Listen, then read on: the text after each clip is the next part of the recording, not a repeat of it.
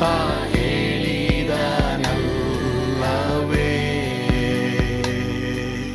ನಾ ಕೈ ಬಿಡೇನು, ನಾ ಕೈ ಬಿಡೇನು. ಆ ಮಾತು ಹೇಳಿದನಲ್ಲ, ತಾ ಹೇಳಿದನಲ್ಲವೇ.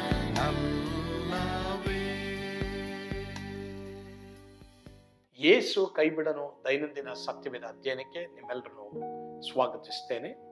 ಇವತ್ತು ನಾವು ವಿಮೋಚನ ಕಾಂಡ 10ನೇ ಅಧ್ಯಾಯ 7ರಿಂದ 11ನೇ ವಚನ ಧ್ಯಾನ ಮಾಡ್ತೇವೆ. ನಿಮ್ಮಲ್ಲಿ ಗಂಡಸರು ಮಾತ್ರ ಹೋಗಲಿ ಅಂತ ಪರ್ವ ಹೇಳೋದು ನಾವು ಈ ದಿನ ಧ್ಯಾನ ಮಾಡ್ತೇವೆ. ಓದ್ಕೊಳ್ಳೋಣವಾ? ಆಗ ಫರೋಹನ ಪರಿವಾರದವರು ಅವನಿಗೆ, ಈ ಮನುಷ್ಯನು ಇನ್ನು ಎಷ್ಟು ದಿವಸ ನಮಗೆ ಉರುಳಾಗಿರಬೇಕು? ಆ ಜನರು ಹೋಗಿ ತಮ್ಮ ದೇವರಾದ ಯೆಹೋವನನ್ನು ಆರಾಧಿಸುವುದಕ್ಕೆ ಅಪ್ಪಣೆ ಕೊಡು. ಐಗುಪ್ತ ದೇಶವು ಹಾಳಾಯಿತೆಂದು ಇನ್ನೂ ನಿನ್ನ ಮನಸ್ಸಿಗೆ ಬರಲಿಲ್ವೋ ಎಂದು ಹೇಳಿದರು. ಅದನ್ನು ಕೇಳಿ ಫರೋಹನು ಮೋಶೆ ಆರೋನರನ್ನು ತಿರುಗಿ ಕರೆಸಿ ಅವರಿಗೆ, ನೀವು ಹೋಗಿರಿ, ನಿಮ್ಮ ದೇವರಾದ ಯೆಹೋವನನ್ನು ಆರಾಧಿಸಿ ಬರಬಹುದು. ಆದರೆ ಯಾರ್ಯಾರು ಹೋಗಬೇಕಿರುತ್ತೀರಿ ಎಂದು ಕೇಳಲಾಗಿ ಮೋಶೆ ಅವನಿಗೆ, ನಾವು ಯೆಹೋವನಿಗೆ ಜಾತ್ರೆ ನಡೆಸಬೇಕಾಗಿದೆ. ಆದ ಕಾರಣ ಹುಡುಗರು ಮುದುಕರು ಎಲ್ಲರೂ ಹೋಗುತ್ತೇವೆ, ಗಂಡು ಹೆಣ್ಣು ಮಕ್ಕಳು ದನ ಕುರಿಗಳು ಎಲ್ಲವನ್ನ ತೆಗೆದುಕೊಂಡು ಹೋಗುತ್ತೇವೆ ಎಂದು ಉತ್ತರ ಕೊಟ್ಟರು. ಅದಕ್ಕೆ ಫರೋಹನು, ನೀವು ನಿಮ್ಮ ಮನೆಯವರೆಲ್ಲರನ್ನೂ ಕರೆದುಕೊಂಡು ಹೋಗುವುದಕ್ಕೆ ನಾನು ಎಂದಿಗೂ ಅಪ್ಪಣೆ ಕೊಡುವುದಿಲ್ಲ. ನಾನು ಅಪ್ಪಣೆ ಕೊಟ್ಟರೆ ಯೆಹೋವನ ದಯವು ನಿಮಗೆ ಉಂಟಾಗಬಹುದು. ಸರಿ, ನೋಡಿಕೊಳ್ಳ್ರಿ, ನೀವು ದುರಾಲೋಚನೆ ಮಾಡಿಕೊಂಡವರು. ನಿಮ್ಮಲ್ಲಿ ಗಂಡಸರು ಮಾತ್ರ ಹೋಗಿ ಯೆಹೋವನನ್ನು ಆರಾಧಿಸಿ ಬರಬಹುದು. ನೀವು ಕೇಳಿಕೊಂಡದ್ದು ಅಷ್ಟೇ ಅಲ್ಲವೇ ಎಂದು ಹೇಳಿ ಅವರನ್ನು ತನ್ನ ಸನ್ನಿಧಿಯಿಂದ ಹೊರಡಿಸಿ ಬಿಟ್ಟನು. ಇಲ್ಲಿ ಈಗ ಒಂದು ಡೀಲಿಂಗ್ ನಡೀತಾ ಇದೆ. ಉಪದ್ರವಗಳು ಬಹಳ ಕಠಿಣವಾಗ್ತಾ ಇದೆ. ಈಗ ಫರೋಹನು ಸೇವಕರಿಗೆ ಇರುವಂತ ನಿಜತ್ವ ಏನಂತ ಗೊತ್ತಾಯ್ತು, ದೇವರ ಶಕ್ತಿ ಗೊತ್ತಾಯ್ತು. ಈಗ ಮೋಶೆಯನ್ನು ಅವನ ಜನರನ್ನ ಬಿಟ್ಟು ಬಿಡು, ನಾವೆಲ್ಲರೂ ನಾಶವಾಗ್ತಾ ಇದೀವಿ ಅನ್ನೋದು ಫರೋಹನ ಸೇವಕರಿಗೆ ಗೊತ್ತಾಯ್ತು. ಕೆಲವು ವೇಳೆ ದೇವರು ಮತ್ತೊಬ್ಬರನ್ನ ಕಳಿಸಿ ನಮ್ಗೆ ಬುದ್ಧವಾದ ಹೇಳ್ತಾರೆ. ಆ ಟೈಮ್ನಲ್ಲಿ ಲಿಸನ್ ಮಾಡಬೇಕು. ಇಲ್ಲಿ ಫರೋಹನ ಸೇವಕರು ಏನ್ ಹೇಳ್ತಾರೆ, ಈ ಮೋಶೆ ನಮಗೆ ಎಷ್ಟು ದಿನ ಉರುಳಾಗಿರ್ಬೇಕು, ಇಡೀ ಐಗುಪ್ತ ದೇಶ ನಾಶ ಆಗ್ತಾ ಇರೋದು ನಿಮ್ಗೆ ಗೊತ್ತಿಲ್ವಾ? ಆ ಜನರನ್ನ ಬಿಟ್ಟು ಬಿಡಪ್ಪ ಅಂತ ಈ ಸೇವಕರು ಫರೋಹನಿಗೆ ಹೇಳ್ತಾರೆ. ಪ್ರಿಯರೇ, ನಮಗೆಲ್ಲ ಕಳಕೊಳ್ಳುವವರೆಗೂ ದಯವಿಟ್ಟು ಕಾಯ್ಬೇಡ್ರಿ. ಈಗ ಪಶ್ಚಾತ್ತಾಪ ಪಡ್ರಿ, ಈಗ ರಕ್ಷಣೆ. ಅಂದ್ರೆ ಇಲ್ಲಿ ಏನು ನಮಗೆ ದೇವರು ಕಳಿಸ್ತಾ ಇದ್ದಾರೆ ಎಂಬುದಾಗಿ ನಾವು ನೋಡುವಾಗ ನಾಳೆ ಎಂದು ಕೊಚ್ಚಿಕೊಳ್ಳಬೇಡ ಅಂತ ದೇವರು ಹೇಳ್ತಾ ಇದ್ದಾರೆ. ಯಾವುದನ್ನು ನಾಳೆಗೆ ಮುಂದೂಡ್ಬೇಡ್ರಿ. ಈಗ ಸರಿಯಾಗ್ಬೇಕಾ, ಈಗ ಸರಿಯಾಗ್ರಿ. ಮತ್ತೆ ಇಲ್ಲಿ ಇನ್ನೊಂದು ರಾಜಿ ಮಾಡ್ಕೊಳ್ಳೋದಕ್ಕೆ ಇಲ್ಲಿ ಫರೋಹ ಮೋಶೆಗೆ ಟೆಂಪ್ಟೇಷನ್ ಮಾಡ್ತಾ ಇದ್ದಾನೆ.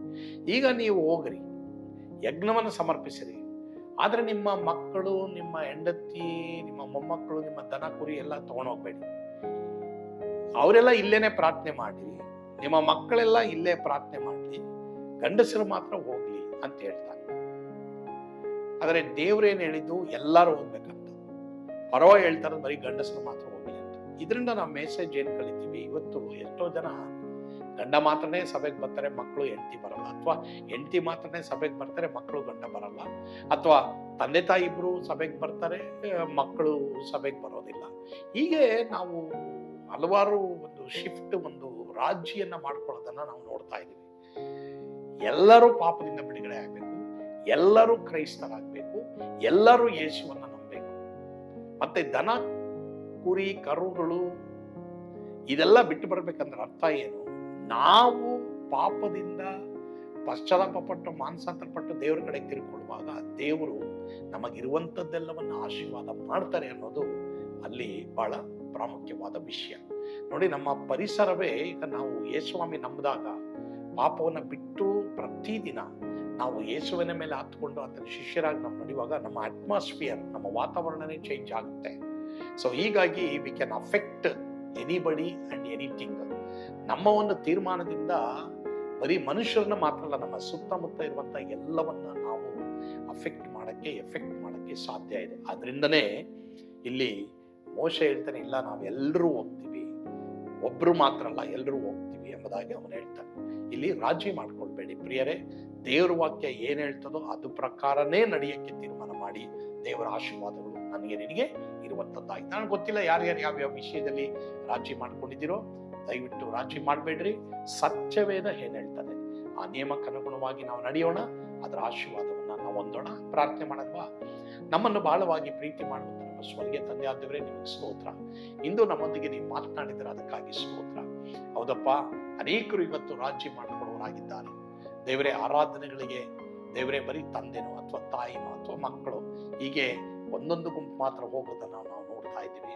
ಆ ರೀತಿ ಆಗದೆ ಪ್ರತಿಯೊಬ್ಬೊಬ್ಬರು ತಂದೆ ದೇವರೇ ಸ್ವಾಮಿ ರಾಜ್ಯನೇ ಕರ್ತನೆ, ಎಲ್ಲರೂ ಯೇಸುವನ್ನು ನಂಬಬೇಕು, ಎಲ್ಲರೂ ಪಾಪದಿಂದ ಬಿಡುಗಡೆ ಆಗ್ಬೇಕು, ಎಲ್ಲರೂ ಸಭೆಗೆ ಬರಬೇಕು, ಎಲ್ಲರೂ ಕುಟುಂಬ ಪ್ರಾರ್ಥನೆ ಮಾಡ್ಬೇಕು. ಈ ಒಂದು ತೀರ್ಮಾನ ಎಲ್ಲರೂ ತೆಗೆದುಕೊಳ್ಳುವಾಗ ನೀವು ಕೊಡ್ಬೇಕು.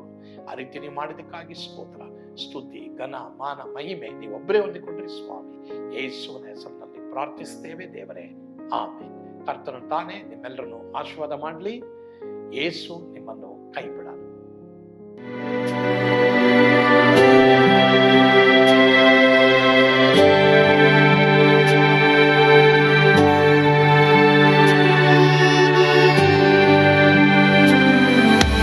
ನಾನು ಪಾತ್ರದಲ್ಲಿ ಇರುವಾಗಲೂ ನೀನು ಪಾಯಪಟ್ಟು ಓಡಬಾರದು. ನನ್ನ ಮಾತನಂಬಿ ಸ್ಥಿರವಾಗಿರು.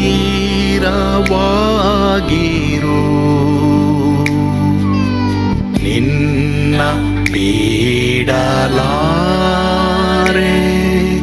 ಬಿಡೆನು ಎಂದೆಂದಿಗೂ.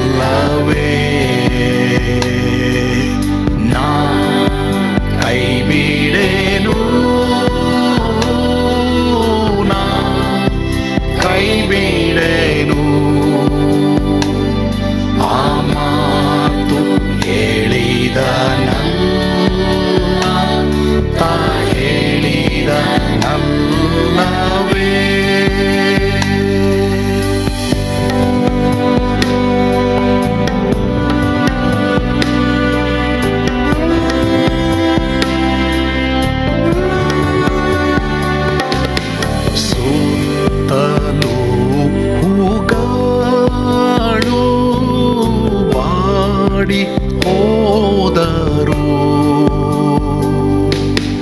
ಮೇಲೆ ಸ್ವರ್ಗದೋಳು ಬಾದಲಾಗದು.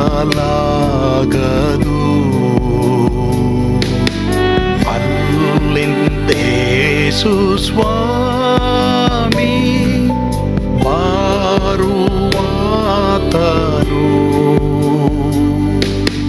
ನನ್ನ ಬಿಡಲಾರ, ನನ್ನನ್ನು ಕೈ ಬಿಡಲು. ನಾ ಕೈ ಬಿಡೆನು,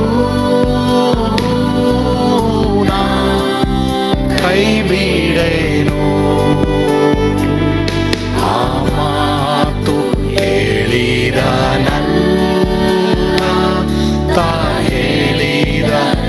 ನಲ್ಲವೇ. ನಾ ಕೈ ಬಿಡೆನು,